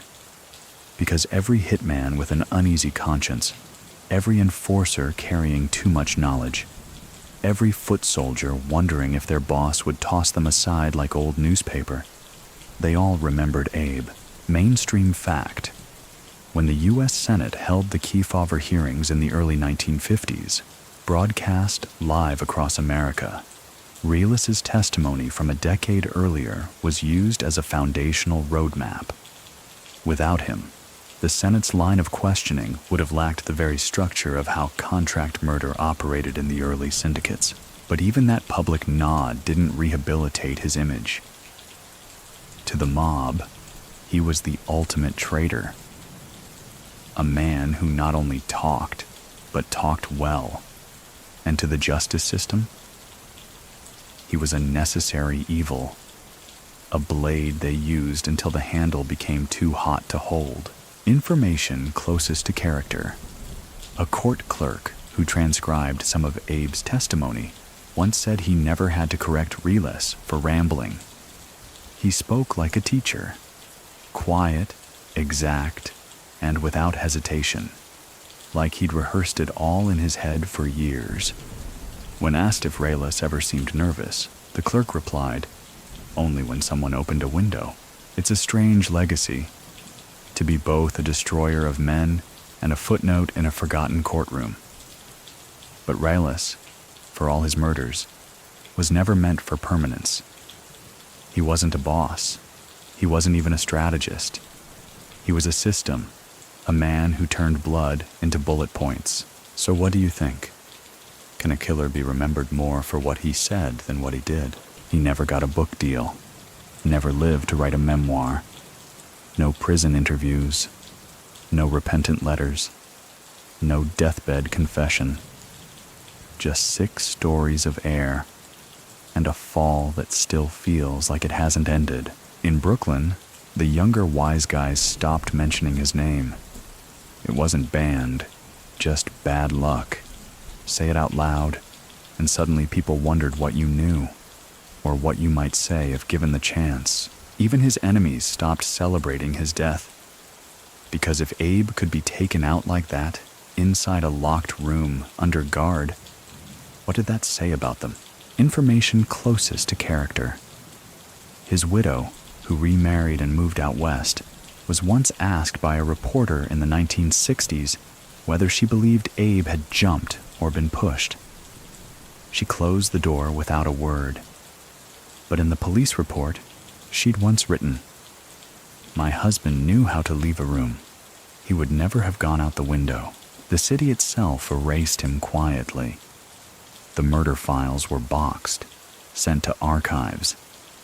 The Half Moon's demolition removed the physical site of the mystery. And as years passed, fewer people cared. But now and then, in late-night crime documentaries or podcasts with titles like The Window Job or Brooklyn's Judas, Abe returns. His face, tired, heavy-lidded, quietly dangerous, flickers across screens for a second, before disappearing again. Still falling. You can't build a statue for a man like Reles, but you also can't quite forget him. He lives in the corners, in cold file rooms and smoky legends, in the memory of a city that keeps its ghosts busy. And somewhere, If you listen closely at the edge of the ocean in Coney Island, where the fan blades once hummed and the curtains rustled just right, you might still hear that old hotel breathing. Just once, before the silence resumes. Time doesn't bury everything. Some stories refuse to go quiet. Abe Reles' tale, part courtroom, part alleyway, part freefall, still hums beneath the surface of Brooklyn like a subway line you can't quite map, but always feel rumbling below. By the 1970s, Murder, Inc. had become the stuff of documentaries and paperback crime thrillers. The men were dead. The murder house was gone. The Half Moon Hotel, a skeleton wrapped in scaffolding. But Reles, somehow still there. A ghost not anchored to any one place, but scattered across the borough he once stalked like a shadow with a clipboard. Detectives long since retired would bring up his name over whiskey, speaking softer after the second drink. Smartest guy I ever saw on the stand, one would say. Not because he talked, because he remembered everything. But even memory fades. Reles had no statue, no stretch of street named after him, no plaque in any courthouse. He lived in margins, footnotes, the spaces between the what happened and the what was supposed to happen. So how does it end? How do you slow the pacing now, when the story's already run its course? Let's do it the way Abe might have preferred. Methodically, quietly, like tying a knot in the dark. He was a man born in a neighborhood with splintered stoops and second-hand prayers. A short kid who learned early that fists get results, and silence, when used well, can shake a man harder than a scream. He climbed fast, too fast. He became what no one expected. Not just a killer, but a keystone in a criminal machine. And then, when that machine turned on him, he talked, maybe out of spite, maybe out of survival, maybe both. Many people still think that Abe Reles' biggest crime was betrayal. But betrayal requires trust first. And in the world Abe lived in, trust was never more than a handshake over quicksand. He walked a narrow hallway between myth and math, counted bodies, remembered names, paid debts, until someone, somewhere, decided he'd done enough, and so he fell through a window that may or may not have been opened by his own hand, landed on a canopy that was never meant to hold weight, left behind no last words, no closure, no confession to tie it all together, just the hum of a fan, a cracked window, and the silence that comes after you realize the only witness just vanished. Information closest to character. Before he turned informant, Abe once told a friend during a long walk down Pitkin Avenue, "No one wants to die, but some of us expect to." He didn't say it with fear. He said it like a man reading tomorrow's weather. So what do you think? Did he fall? Was he pushed? Or was that window always waiting? Tonight, we let go of the narrative grip. We loosen the collar. Let the last cigarette burn down to its paper neck. The air is softer now. The tension recedes. The ocean outside Coney Island presses a lullaby against the shore. The buildings exhale. The story settles. And in the final moments, there's no scream, no struggle. Just a hush that slides over Brooklyn like a blanket pulled slow across tired shoulders. You don't have to solve it tonight. Let the window close. Let the wind die down. Let the fan spin quietly above your head, like it did in room 623, long ago. Sweet dreams. Long after the courtrooms emptied and the shutters fell over Murder, Inc.'s haunted storefronts, a different kind of silence took root. A historical one. Reles faded from front pages and police bulletins, but his story settled like dust on legal ledgers and whispered street codes. The men who outlived him, few as they were, didn't dare speak his name in public. Not because they were scared of him, but because his name invited questions. And in their world, questions were just a slow way of getting shot. By the late 1980s, organized crime had shape-shifted again. Less blood, more suits. Less back rooms, more boardrooms. Gambling, construction, political connections. The hitmen were gone, or at least harder to recognize.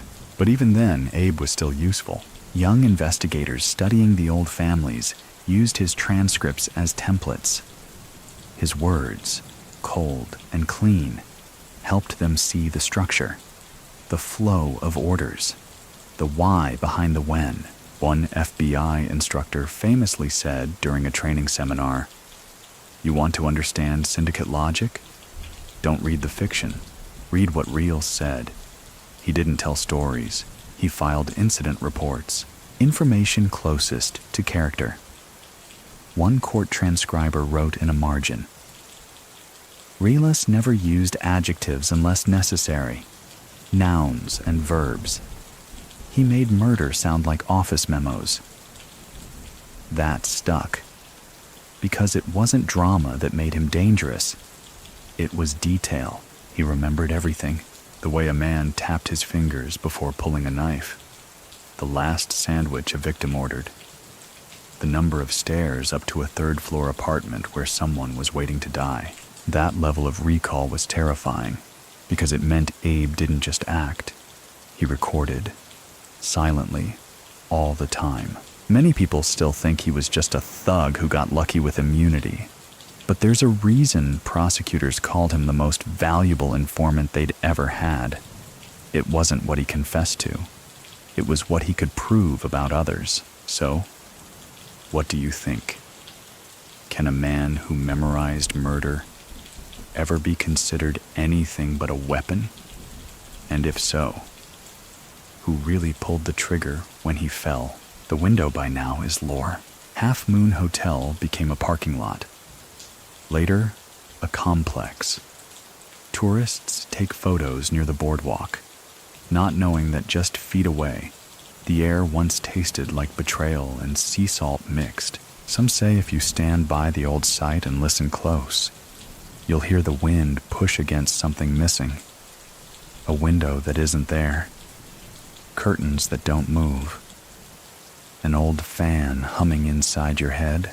And somewhere in the fuzz of static and time, you'll hear a man pacing 12 steps back and forth, counting them again, and again, and again. Back in the files, Abe's last signed affidavit still sits in the state's archive. It's faded, the ink almost sepia now. A witness statement ending in a name he never got to say in court. There's a small note at the bottom. See Reles for confirmation. But Reles was gone by then. Information closest to character. That unsigned name? It matched a man who later became a well-known union boss with alleged mafia ties. He died in a golf cart accident in 1979. No charges, no questions, just a footnote, buried alongside the others. Because when the man with all the answers vanishes, some questions die with him. So what do we do with Abe now? Not mourn, not celebrate. Just remember that once there was a man who walked quietly, spoke softly, and killed as if he were keeping inventory. And when the system that created him tried to chew him up, he turned and told everything, and they dropped him for it. Whether out a window or through a payoff or into the arms of a law that couldn't protect him, no one knows for sure. But they know this. Abe Reles stopped Murder Inc. Not a bullet, not a badge, a man, talking. And then nothing, just air, just absence. The truth is, most people don't get a clean ending. Not in this world. Not in Abe Reles's. You either rot behind bars, get clipped in an alley, or, if you're really lucky, fade into obscurity before anyone realizes you knew too much. But Abe's ending? It stayed jagged, unfinished, still twitching in the memory of a city that likes to forget. By the 1990s, Organized crime had already reinvented itself several times over. The old-school mobs were losing ground to street gangs, cartels, and offshore operations with more spreadsheets than stabbings. Violence was no longer theatrical. It was businesslike, global. But Reles' story still found ways to surface. Journalists tried to write the definitive account. None succeeded. The problem was always the same. Abe said so much, and yet left behind so little. No letters, no private journals, no teary deathbed tape-recorded confession, just the transcripts. And that window, information closest to character. A junior mob historian once noted that Reles never used metaphor. In over 800 pages of testimony, he never once said someone was sleeping with the fishes or had a target on his back. Instead, he'd say, "I killed him on Atlantic Avenue around 11:45 p.m. He was wearing a gray coat." Brutal, boring. True, the boringness made it believable. That's what made the DAs love him. He didn't dramatize. He didn't hedge. If he remembered something, he said it. If he didn't fake it. That kind of witness, rare, dangerous, which is why the mob hated him more than anyone else. Even decades later, old soldiers who had survived the purge spoke of Abe like he was a kind of curse. Not because he turned, plenty did, but because he ruined the idea that silence was sacred. He made words more dangerous than bullets. So what do you think? Was Abe Reles a cautionary tale for the streets or for the courts that thought they could control him? Many people still think he got what was coming, that you can't kill dozens and then expect a pension and a beach house. Fair point. But even his enemies admit he didn't get a trial either, just a fall. Just a quiet, sock-footed vanishing act that made a mockery of the phrase under guard. Back in Brooklyn, the memory lingers most sharply in Brownsville. Few buildings from his time remain. But if you talk to the right old-timers, the ones who remember what Pitkin Avenue really sounded like at midnight, they'll point to the ghost stories. The ones about a man in a black overcoat seen walking without a shadow. The ones about a locked apartment where the walls still bleed once a year in November.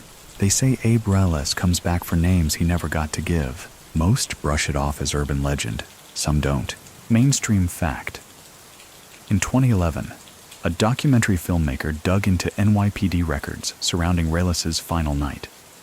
Through FOIA requests, he recovered internal memos, some redacted, others suspiciously vague.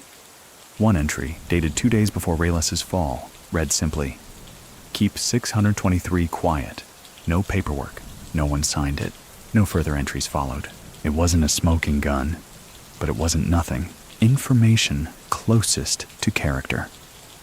One forensic investigator, reviewing the photos decades later, noted that Reles' body landed too cleanly. If he fell from that window, the angle's wrong. The arc is too short. The impact pattern doesn't track. When asked if that proved he was pushed, the investigator simply replied, "It proves gravity had help." But the case is long closed. It always will be. The room's gone. The hotel's gone. Most of the men he testified against are dead. Only the fall remains, and the whisper of a man who once walked between courtrooms and corpses with equal calm, who made murder sound like minutes from a staff meeting. So what's left? Just memory and shadows and the soft, circling hum of a fan that hasn't stopped spinning. Not yet. As the new century turns, Abe Reles exists mostly in grayscale.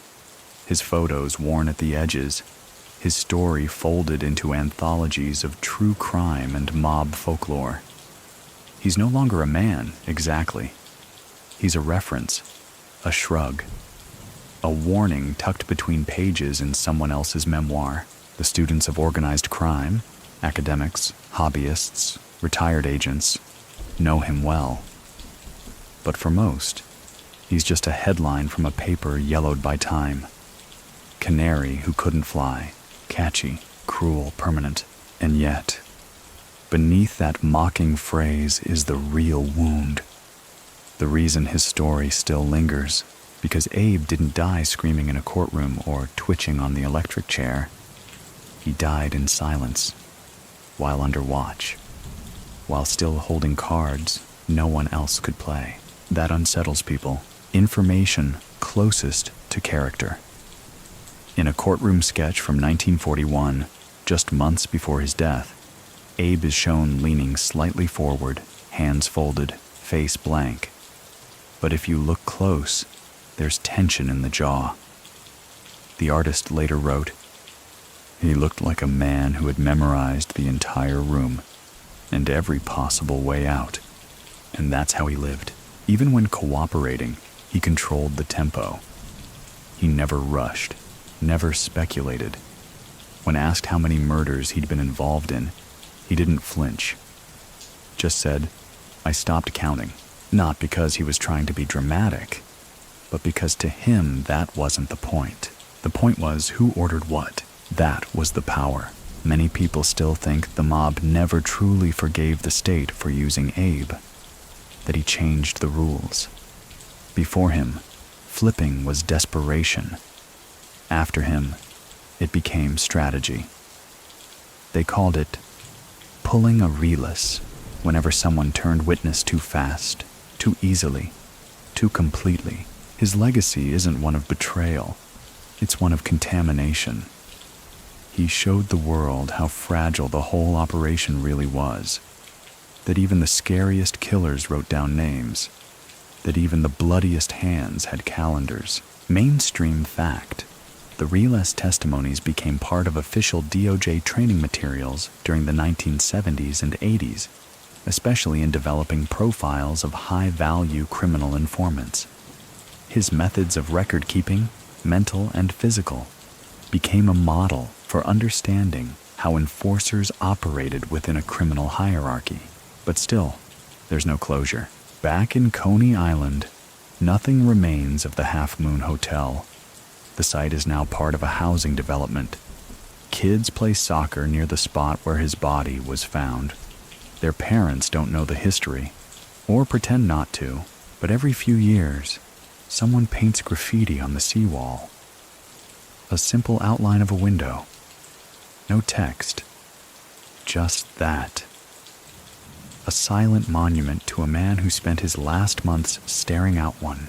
So what do you think? Did Abe Reles believe he'd make it out alive? Or did he know, from the moment he spoke that first name, that he'd already signed the last line of his own story? Information closest to character. Before his final testimony, Abe reportedly requested a haircut and a clean shirt. No press photos were allowed, but a guard later said he looked like he was preparing for something. Not a trial, more like an ending. And maybe he was. Reles didn't fight the fall. There were no fingerprints on the window frame, no scrapes, no signs of struggle.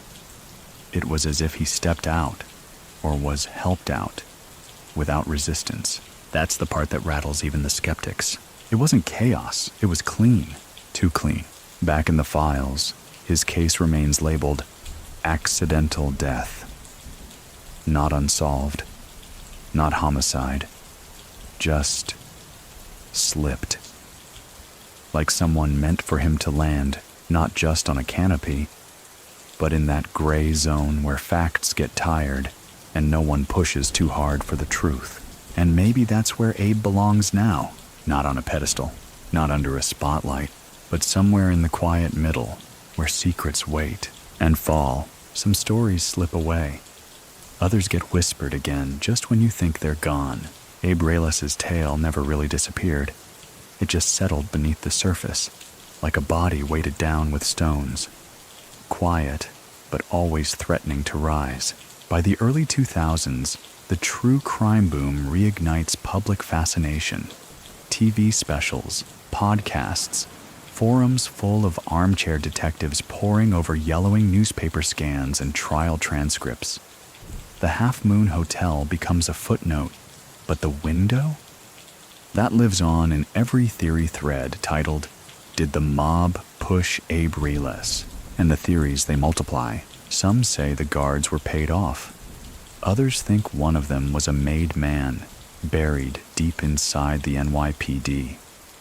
One theory, oddly persistent, suggests a second secret witness was hiding in the room, a ghost on the payroll, whose job was never to guard Abe, but to erase him. No proof, of course, just long shadows and long memories. Information closest to character. In one of the lesser-known depositions, Reles paused mid-testimony and asked for a glass of water. When it arrived, he held it for 5 full minutes without drinking. The stenographer noted it, said it was like watching someone weigh the future. Maybe he knew something then. Maybe he'd already heard footsteps on the roof. Mainstream fact: the last person to ever officially cross-examine Abe Reles was Assistant District Attorney Burton Turkis, who later wrote Murder, Inc., a best-selling book that cemented Reles as a central figure in organized crime's unmaking. But Turkis himself admitted he never trusted the protection setup. 6 men, 1 informant, no window bars. That was either negligence or permission. It's not just the fall that keeps people talking. It's the style of it. Too quiet, too convenient, too absolute.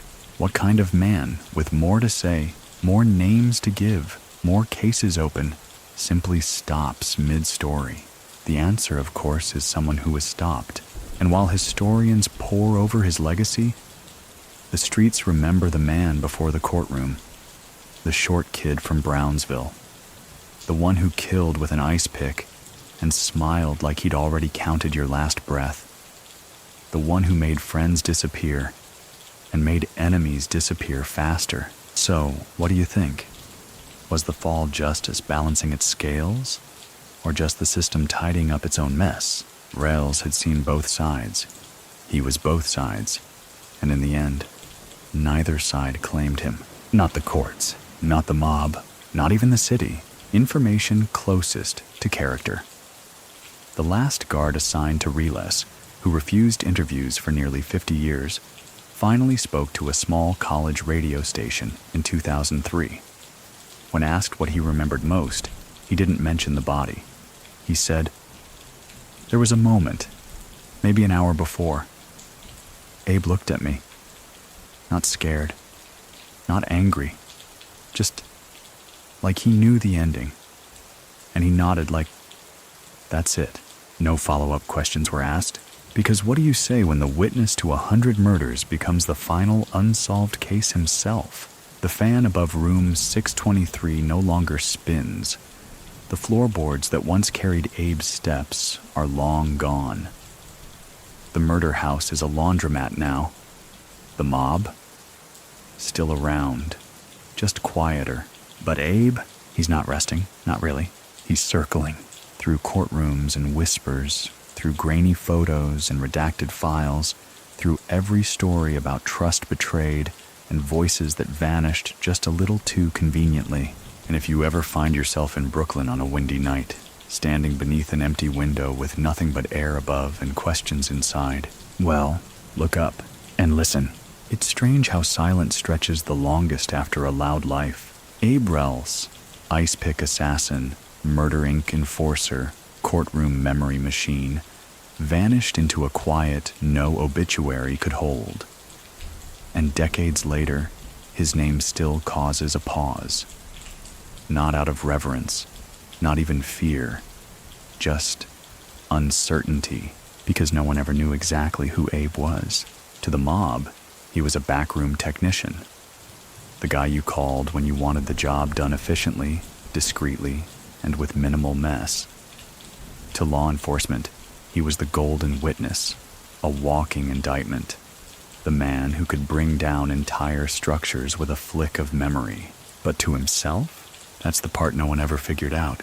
He never explained why he joined the life, never waxed poetic about loyalty, brotherhood, or the rules of the street. His answers, when offered, were always logistical. They needed someone. It was time-sensitive. The weapon was already there. Like he'd been contracted by fate, information closest to character. One rare surviving letter, unsigned but linked to Abe by handwriting analysis, was found in a file drawer from an old Brooklyn precinct. It read, "I know what I've done, and I know what they'll do, but you already knew that. That's why I told you first." There's no recipient listed, just that note. Folded. No envelope. Was it for a prosecutor? A family member? A warning? Many people still think Abe regretted flipping, that if he had the chance, he'd have kept quiet, taken a bid, lived out his days in some low-security wing with a paperback and a window that didn't open. But the evidence says otherwise. He kept talking, up to the end. Even when he knew the rope was tightening, not from law enforcement, but from the people he once called bosses, mainstream fact. An anonymous tip in the 1970s led a journalist to investigate the possibility of an undisclosed insurance policy taken out on Reles' life. Nothing was confirmed, but 2 NYPD officers tied to his guard detail retired suddenly. One moved out of state. The other was found dead in a motel a year later, ruled natural causes. No questions asked. Back in the boroughs, Abe's name still earns a scoff from the old guard. The ones who pretend they never feared him. The ones who forget that at one point, his silence had more value than 100 street corner soldiers. But history has a way of being patient, and Reles, even in death, was patient. Information closest to character. He once delayed a hit for 3 days because the weather made the escape route too risky. The target survived just long enough to call in a favor, one that would later circle back and connect to a future prosecution. In other words, Abe understood ripple effects. Long games. He knew the chessboard, not just the next move. So what do you think? Was Reles a killer who turned when it suited him? Or was he always watching the endgame? There's no shrine to him. No preserved evidence box with his initials. His fingerprints, once cataloged by the dozens on murder weapons, are now just faded ink on old paper locked in dusty archives. But in every court case that hinges on a witness flipping, in every story where a gangster trades secrets for survival, in every moment a young prosecutor weighs the risk of depending on a man with a body count, Abe Reles is there, not watching, not haunting, just waiting. Back in room 623, if you close your eyes, the scene still plays like a reel that never runs out. Curtains stirring, a fan spinning, the space between footsteps, and then nothing, a thump that never quite echoed, a body that landed too neatly, and a window that stayed open longer than anyone could explain. Let that image fade now. Let the city rest. Let the name soften in your mind. Abe Reles, the man who memorized murder, is done speaking. The silence at last is his. Time has a funny way of erasing noise and leaving only tone. And the tone Abe Reles left behind is hollow and low, like the hum of a forgotten freezer in a basement no one wants to clean. He wasn't the first killer to flip, not the last, but he was the first to do it with such precision. The way he mapped out Murder Inc., not with fear or flourish, but like he was filing a report for a maintenance job, still bothers people, especially the kind of people who depend on chaos to stay hidden. It's why, even now, law schools and criminal justice seminars mention Reles in hushed reverence, not because of who he killed, but because of how useful he became after he stopped. Mainstream fact.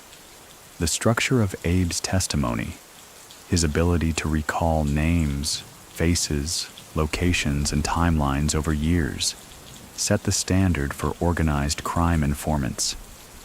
His methodology inspired changes in how federal prosecutors prepped future mob witnesses, including Henry Hill and Sammy Gravano. But while Hill got a movie and Gravano got a second act, Reles only got a window and a canopy. Information closest to character. A scrap of court transcript, marked by a clerk's pen in red, features this line from Reles when asked why he remembered certain details so clearly. "You remember what's important, and you forget what won't save you." It's chilling not because it's poetic, but because it sounds like someone who made remembering a survival skill. Many people still think Reles wanted redemption. He didn't. He wanted control. In the courtroom, he had it. The power to destroy men with a name. The ability to make prosecutors lean in and mobsters lean back. He held entire legacies in his pocket like loose change, but in room 623, no control, just time ticking, just a window waiting. It's strange, too, how no one could ever find the exact time he fell. There's a rough window, between 6:30 and 7:10 a.m., but no direct witness. 6 guards nearby, yet no one saw it happen. No thud, no scream, just a body, crumpled, discovered like it had been dropped by mistake. What do you think? Was the silence engineered, or was it just the sound of one last secret finally being kept? After his death, the ripple effect was immediate. At least 4 cases fell apart without his follow-up testimony. 2 high-ranking mobsters walked free. Some fled the country. Some burrowed deeper. One was found in South America 20 years later, running a butcher shop. The law scrambled. The mob recalibrated. But Abe, he stayed still, buried in a grave with no visitors, in a suit no one remembers choosing. Not mourned, not cursed, just closed. Information closest to character. In a file drawer in the Brooklyn DA's office, behind outdated forms and rusted clips, a note remains in Abe's handwriting. Not part of a deposition, just a single line on legal paper. It reads, "If I go out, it won't be sideways. Someone will come from behind." He was right. It didn't happen in court. It didn't happen in the street. It happened in a room that was supposed to be safe. So what's the final takeaway? That even the most dangerous men fear betrayal more than death. That silence in the right hands is more terrifying than screams.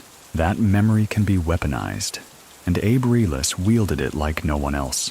But even he, with all his facts and figures and fatal footnotes, couldn't remember who he forgot to fear. Let the lights dim now. Let the window stay shut. Let the fan wind down to a soft mechanical sigh. And let Abe Reles, executioner, informant, ghost, finally fade into the soft blur of sleep. The names Abe Reles spoke into court records, dozens of them, men who'd never imagined being mentioned under oath, echoed long after the trials ended. Some died behind bars, some vanished overseas. A few reinvented themselves, melting into suburbs under new surnames and softer voices, but none of them ever lived the same again. That's what makes Reles different from the monsters he exposed. He didn't just pull bodies into alleys, he dragged reputations into daylight. That's harder to clean up. A body can be buried. A fact? That's a stain, mainstream fact. After Reles's death, the New York State Attorney General's office revised its witness protection protocols, increasing safeguards and vetting standards for custodial assignments. Internally, the Reles case was cited in at least 5 training revisions over the next 10 years. It was a lesson written in blood and negligence, but no amount of revision could erase the unease. Even the men who benefited from his testimony, judges, attorneys, officers, carried a grim edge when they said his name. Because deep down, they knew Reles was never theirs to protect. He didn't belong to the courts or the cops. He was an asset on loan. And when that asset became too dangerous to hold, someone balanced the books. Information closest to character.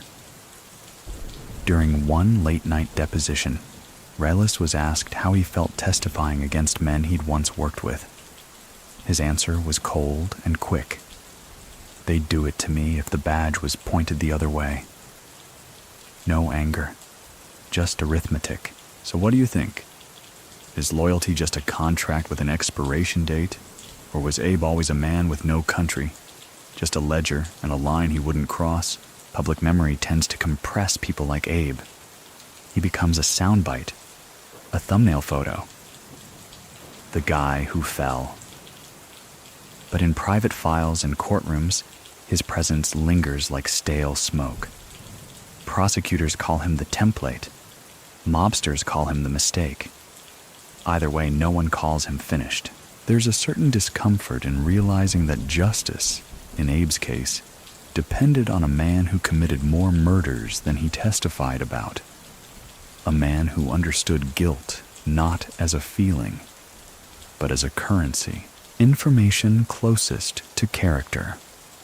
When he entered protective custody, Reles reportedly asked for 3 things: unfiltered cigarettes, the Brooklyn Daily Eagle, and a clock with no ticking. He said, "I already know the time. I just don't want to hear it." It's chilling in its simplicity, like a man waiting for the exact second something he couldn't see would arrive, and when it did, it came not as a bang, but a breeze, a gentle lift, a push, maybe even a conversation. The window opens, the story ends, but history doesn't. The canopy below the Half Moon Hotel, once splashed across front pages, is gone. The wood rotted, the fabric torn. What little remained was torn down when the hotel was finally stripped bare. No one saved it. No one honored it, but it lives in imagination. And imagination can be more enduring than architecture. So what's the final toll? Abe Reles, dead at 35. Officially. But his voice still shows up in court transcripts, in legal arguments, in whispered warnings between men who deal in risk and silence. He didn't just confess, he documented. And then, like the last line of a confession letter, his body dropped before he could sign the bottom. Many people still think Abe underestimated how far the mob would go to stop him. But maybe the scarier truth is, he didn't. He knew exactly how it would end. He just walked toward it anyway. Even now, there's a strange kind of gravity around the name Abe Reles. Not from fame. He never reached the pop culture mythology of a Capone or a Lansky. But among people who really know how the underworld moves, Reles is like a crack in the marble, a flaw that changes the entire structure. He wasn't the most violent, not the loudest, not even the most feared, but he broke the system simply by understanding it too well and deciding for once to speak. And for that, he paid with a silence no gun could guarantee. Information closest to character. One surviving juror from a 1941 case where Reles testified remembered the moment clearly. He looked straight ahead, not at the defendant, not at us, like he wasn't testifying, just reciting. The room didn't breathe until he finished. That juror never forgot the feeling. It was like watching a man turn facts into coffins, mainstream fact. After Reles's death, internal NYPD protocols on informant safety were updated, briefly. But no charges were ever brought against any of the 6 officers assigned to guard him that night. All gave conflicting timelines. None reported hearing a fall. 1 was in the bathroom. 2 were asleep. 1 was in the hallway. The other 2 said they thought Abe was praying. A man who had survived Brownsville Murder Inc., multiple stabbings, and dozens of internal betrayals, gone without a sound. Many people still think the whole thing was an inside job. That money changed hands. That one detective turned the other way. That one hand on Abe's back sent him gently into history, but some believe something darker, that Reles accepted it, not because he wanted to die, but because he understood that his life, after a certain point, could only be measured by what it endangered. Every breath he took put someone else on trial. Every night he survived made someone else plan a little harder, so maybe he stopped planning. So what do you think? When a man who always saw the setup finally stops resisting, is that surrender or strategy? Information closest to character. His favorite phrase, according to one guard who kept a journal, was, "Plans change." Not a threat, not a defense, just a shrug. Like he'd already made peace with whatever was coming, even if it came from someone he once trusted. He died without ceremony. No funeral with mourners in dark coats, no brass band, no final rites. The state buried him quietly, without press. His grave marker, if you can find it, is worn blank, but his legacy, still loud. Modern prosecutors still invoke Reles when coaching witnesses on the stand, not because they expect the same precision, but because he proved that even the worst men can be useful when they remember everything. Mob bosses still invoke him too, in a different tone, not with admiration, with caution. "Don't let that guy go, Reles," they say, when someone starts asking too many questions. It's code for, watch him. He's thinking too much. And so Abe lives on, not in memory, in method. He showed everyone what happens when the gears of crime grind too tightly around someone who knows the whole machine. When silence breaks, when the guy behind the curtain starts naming names, back in what was once room 623, no trace remains. The hotel's long gone. The walls have been replaced. The ocean still whispers nearby, but no one talks about the window anymore. At least, not during the day. But at night, the curtains move, the fan hums, and if you listen closely, there's a rhythm in the air. 12 steps, back and forth, measured, quiet, waiting, still counting. Some ghosts rattle chains. Abe Reles just takes notes. That's how it feels in certain circles, even now. Law offices, detective precincts, old mob families that no longer dare say they're families. His name doesn't raise voices anymore. It lowers them. Not out of reverence, but out of instinct. Like ducking your head in a storm you thought had passed, because he didn't just betray his crew, he documented them. And no matter how many years pass, no one really knows if the list he gave the state was complete. That's the lingering tension. That maybe, just maybe, Abe Reles had more names to give. Names he didn't trust the cops with. Names he kept for leverage, or for revenge, or simply because he liked being the one who knew the end before anyone else. Information closest to character. One assistant DA remembered a moment during pre-trial prep when Reles paused mid-recollection, rubbed his temples and said, "I'm not tired. I'm just trying to decide what they don't need to know yet." He smiled when he said it. That smile still gives the Ada chills. Mainstream fact.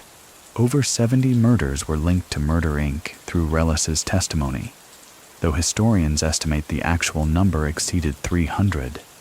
Reles confirmed involvement in only a portion, often using phrases like, "I was there," or "I helped arrange it," rarely claiming the act outright. He confessed with the precision of someone filing tax returns. Everything needed, nothing extra. That cool detachment? It made him invaluable in court and completely untrustworthy in life. Because who does that? Who recites the names of dead men with that much ease? Reles wasn't broken by prison. He wasn't hounded into cooperation. He flipped when it suited him, when the math said he'd live longer with the law than without it. Many people still think he expected to be protected. Maybe he did. Maybe that was the final miscalculation. But here's a quieter theory. One a few retired agents have whispered in interviews and footnotes. What if he didn't care? What if, once the deals were made and the names were spoken, he knew exactly how it would end? And he did it anyway? What if that fall wasn't surprise or betrayal or negligence, but intentional silence, information closest to character? A small scrawl in the margin of his last known court transcript, likely written by a junior clerk, reads, "He looks more like a teacher than a killer. Doesn't blink, doesn't flinch, just explains." And that's the thing. Abe didn't argue. He explained.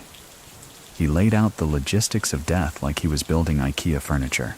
By the time he died, pushed or fallen or allowed to fall, he had become a man whose value was inseparable from the destruction he orchestrated. And when that value peaked, it disappeared. No fanfare, no gunshots, no cinematic send-off, just a body on a canopy in socks. So what do you think? When the man who knew everything dies mid-sentence, is it murder or mercy? The city never looked back. The guards were reassigned. The lawyers moved on. The files were boxed. And the Half Moon Hotel eventually became something else entirely. First a nursing home, then a lot, then a memory, but not quite forgotten. Every now and then, a story resurfaces. A podcast episode, a new documentary, a blurry photo of Reles at the witness stand, eyes half-lidded, as if he's already imagining the last page of the story. And you know what's never found? The original testimony he was scheduled to give the day he died. Pages missing, names unspoken, an ending held in the air like breath before a fall. And now, the last step. The story has unspooled like a slow-motion drop, each moment falling closer to the inevitable hush below. Abe Reles didn't just fall from a window. He slipped out of the frame, the kind of vanishing act that leaves behind too many fingerprints and not enough answers. But let's be clear. This isn't just a story about one man. It's a blueprint, a manual in reverse. A lesson in what happens when loyalty is transactional, silence is conditional, and the past refuses to stay buried. The real horror of Reles isn't how he died. It's how much he remembered before he did. Information closest to character. According to an old court translator who worked his hearings, Abe had a nervous habit of rubbing his wedding band with his thumb while testifying. Except he hadn't worn a wedding band in over a year. He rubbed the absence of one, like a man always cataloging what was missing. That, perhaps, was Abe's greatest strength. He didn't forget the missing things, the names unsaid, the corners unturned, the favors unpaid. Many people still think of him as a cautionary tale, a killer who thought the law could love him. But Abe Reles wasn't chasing protection or penance. He was chasing control. In the chaos of the streets, control is the closest thing to safety. And when he lost that, he stopped running. Mainstream fact.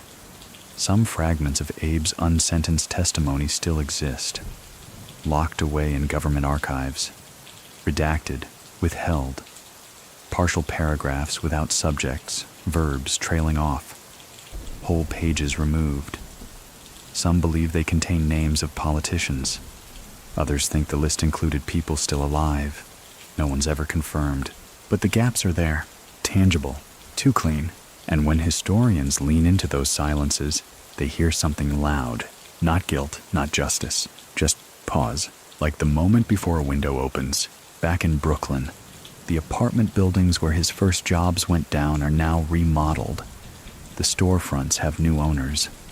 But the street corners, still the same breeze, still the same dim glow at 2 a.m., still the same feeling that something once bled here and never quite left. Information closest to character. A rumor passed down among NYPD detectives says that when the original room key to 623 was recovered after Abe's death, it had a small nick on the edge, filed like someone had been testing whether it fit another lock. But no second lock was ever found, just that key, and a window left open. So what do you think? Can a man be forgiven for what he remembered? For what he refused to forget? For what he might have whispered next? Abe's story doesn't end with a verdict or a lesson. It ends like a man stepping backward into fog, half visible, half forgotten, entirely unresolved. The fan spins. The list remains incomplete. The city moves on. But you? You heard it now. You saw him. Walking in and out of rooms where the floorboards knew his footsteps, where the curtains moved just slightly when his name was spoken. You stayed, and now it's time to leave. Let the room go dim. Let the silence win. Let the man who knew too much finally become a story that no longer needs to be told. Good night.